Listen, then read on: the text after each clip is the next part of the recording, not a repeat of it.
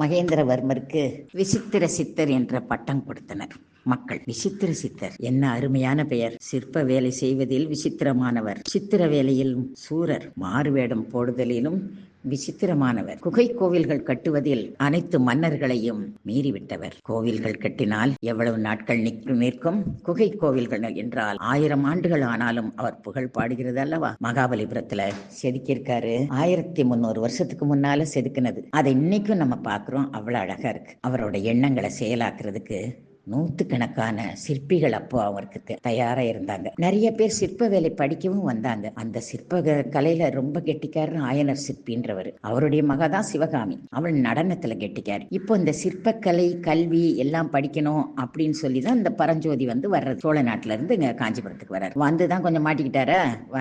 அவர் படுத்திருந்த அறையில, பசியோட படுத்திருந்த அறையில ஒரு கயிறு வருது. அந்த கயிறு வந்த உடனே டப்புன்னு அவர் பிடிச்சி என்ன செய்யறாரு, மேல ஏறி வர்றாரு. மேல ஏறி வந்தாருன்னா அங்க அவர் கூடவே வந்த அந்த பிட்சு தான் இருக்கிறார். பிட்சு நல்ல துறவியா இருந்தாலும் ஒரு சாஃப்டான தோற்றம் இல்ல, ஒரு கடுகடுவான தோற்றம் இருக்கு. அது கொஞ்சம் நெருடலா தான் இருக்கு. இருந்தாலும் நம்மளை காப்பாத்திட்டாரு அப்படின்னு அவர் கூடயே போறாரு. அவர் உடனே கீழே இறங்கல. அப்படியே மாடிகளா தாண்டி தாண்டி தாண்டி தாண்டி போய் ஒரு இடத்துல தெருவுல பெரிய மரம் இருந்த உடனே அந்த மரத்தை பிடிச்சு கீழே இறங்கிடுறாங்க. கீழே இறங்கி இன்னும் கொஞ்சம் நடந்தான்னா ஒரு அழகான கட்டடம் வருது. அது கிட்ட போகும்போது கட்டட நிழல்ல இருந்து 2 வெள்ளை குதிரை வருது. வெள்ளை குதிரையில 2 பேரும் தலையில முண்டாசு கட்டி உட்கார்ந்தானைக்கு இருக்கிறாங்க. உட்கார்ந்தானைக்கு இருந்தவர்ல ஒருத்தர் கேட்கிறார், ஒருத்தர் புத்தம் சரணம் கச்சாமின்றாரு. நாகநந்தி அடிகளும் தர்மம் சரணம் கச்சாமின்னு பதில் சொல்றாரு. அவர் கேட்கிறார், இப்போ வெளியில நடுராத்திரி எல்லாரும் அலையக்கூடாதுன்னு ஒரு சட்டம் அனுப்பி இருக்குமே, உங்களுக்கு தெரியாதா அப்படின்னு கேட்கிறார். உடனே பிட்சு நான் காவி உடுத்தினவனால எனக்கு கிடையாதுன்னு நினைச்சேன். என் சிஷிய பிள்ளை ஒருத்தன் தவறிட்டான், அவனை தேடி பிடிச்சு கொண்டு வந்தேன், அதனால கொஞ்சம் தவறுதலாகி போச்சு அப்படின்னு பணிவா சொல்றாரு. சரி அப்படின்னு சொல்லிட்டு அந்த 2 பேருமே குதிரையில போயிட்டாங்க. அவங்க போனதும் அந்த கட்டடத்துக்குள்ள அவர் கூட்டிட்டு போறாரு. பரஞ்சோதியை அங்க சாப்பிட வைக்கிறாரு. அங்க வச்சு அவர் சொல்றாரு, இப்ப குதிரையில வந்தது யாருன்னு தெரியுமா அவனுக்கு அப்படின்னு கேட்கிறாரு. அப்படின்னு கேட்டுட்டு சொல்றாரு அவரு, நம்ம மகேந்திரவர்ம சக்கரவர்த்தியும் நரசிம்ம பல்லவரும் தான் அப்படின்னு. உடனே அசந்தட்டான் பரஞ்சோதி. டீ அப்பா, எவ்வளவு வித்தியாசமா வந்தாங்க அப்படின்னு. அதனால சீக்கிரம் நீ கொஞ்ச நேரம் ரெஸ்ட் எடுத்துக்கோ, உடனே நம்ம வெளியில போயிடணும், கோட்டையை விட்டு உடனே தாண்டிடணும், யுத்த நேரம்னால கோட்டையெல்லாம் அடைச்சிருவாங்க அப்படின்னு சொல்லிடுறாரு. அதே மாதிரி ஒரு சாப்பிட்டு கொஞ்ச நேரம் ரெஸ்ட் எடுத்த உடனே அகலியை ஒரு சின்ன போட்ல வச்சு தாண்டி வெளியில கூட்டிட்டு வந்துடுறாரு. இப்ப நாகநந்தி அடிகள் இல்லைன்னா இவர் வெளியில வர்றது ரொம்ப கஷ்டம் தான். அதனால வெளியில ஒரு வனப்பிரதேசம் இருக்கு, மரங்களான இருக்கு, ரொம்ப அருமையா இருக்கு. அதுல பெரிய பெரிய உருளை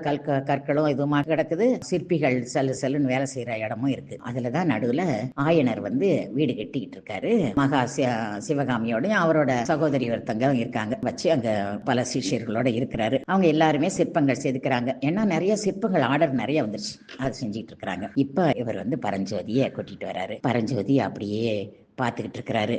எல்லா இடத்தும் என்ன மாதிரி சிற்பங்கள் இருக்கு அப்படின்னு பார்த்துக்கிட்டு இருக்கிறாரு. சிவகாமியும் வரும்போதுதான் டான்ஸ் பண்ணிட்டு இருந்த பொண்ணு நிறுத்திட்டு பார்த்துக்கிட்டு இருக்குது. இப்போ இவரு நாகநந்தி அடிகள் ஆயனர்கிட்ட பேசுறாரு. எவ்வளவு நிறைய செஞ்சிருக்கீங்க இப்ப அப்படின்னு பேசுறாரு. பேசிட்டு சிவகாமியை பற்றியும் கேட்கிறாரு. சிவகாமிக்கு அவளை பிடிக்கல, நாகநந்தி அடிகள்கிட்ட பேசுறது பிடிக்கல. ஏன்னா அவர் ஏட்டிக்கு போட்டியா பேசிக்கிட்டே இருக்கிறாரு. அதனால ஆயனரே என்ன செய்யறாரு, உள்ள போய் அத்தைட்ட 2 பேர் வந்திருக்காங்க, விருந்தாளி வந்திருக்காங்கன்னு சொல்லுமா அப்படின்றாரு. உடனே அது போயிடுச்சு அந்த பிள்ளை. இப்போ இவர் ஆயனர் திரும்பி பார்க்கிறாரு. இந்த பையன் இருக்கிறத பாக்குறாரு, பரஞ்சோதிய. அப்போ சிவகாமியும் அங்கதான் நிக்குது. பரஞ்சோதியை பார்க்கும்போது இது யாரு அவனுக்கு பார்த்த மாதிரி இருக்கேன்னு ஆயனர் சொல்றாரு. சிவகாமி சொல்லுது, அன்னைக்கு யானை மேல வேலை எறிஞ்சது இந்த அண்ணன் தான்ப்பா அப்படிங்குது. அப்படியா அப்படின்னு கேட்கிறாரு. அவரு நாகநந்தி சொல்றாரு, திருவெண்காட்டு நமச்சிவாய வைத்தியரோட மருமகன் இவரு, உங்களுக்காக ஒரு ஓலை கொண்டு வந்திருக்காரு, உங்ககிட்ட சிற்பம் படிக்க போறாரு அப்படின்னு சொல்றாரு. அப்படியா, எங்க அந்த ஓலை அப்படின்னு கேட்கிறாரு. அந்த ஓலையை தான் அவனோட பையில வச்சு அது காணாம போச்சு அப்படின்னு சொன்னது. அதனால என்ன,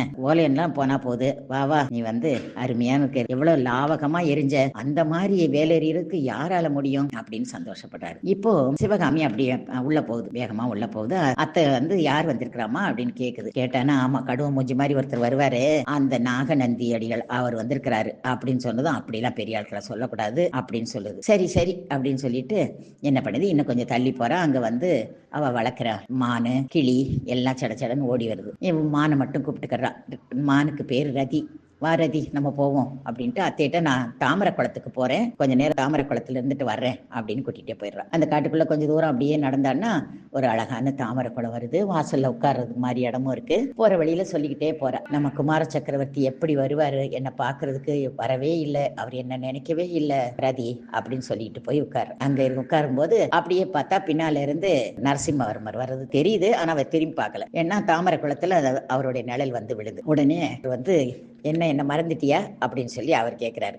யார் மறந்தது அப்படின்னு அப்படியே ரெண்டு பேரும் கொஞ்ச நேரம் வாக்குவாதமா கொஞ்சம் பேசுறாங்க. அன்னைக்கு நான் அரங்கேற்றத்தோட நீங்க நில்லைல, அங்க நான் பார்த்துக்கிட்டே இருந்த எங்கேயுமே நீங்க இல்ல, என்னுடைய நடனத்தை பார்க்க ஏன் இருக்காம போனீங்க அப்படின்னு அந்த பொண்ணு கோவமா கேக்குது. ஐயோ, இதுக்கு தான் கோவிச்சுக்கிட்டியா?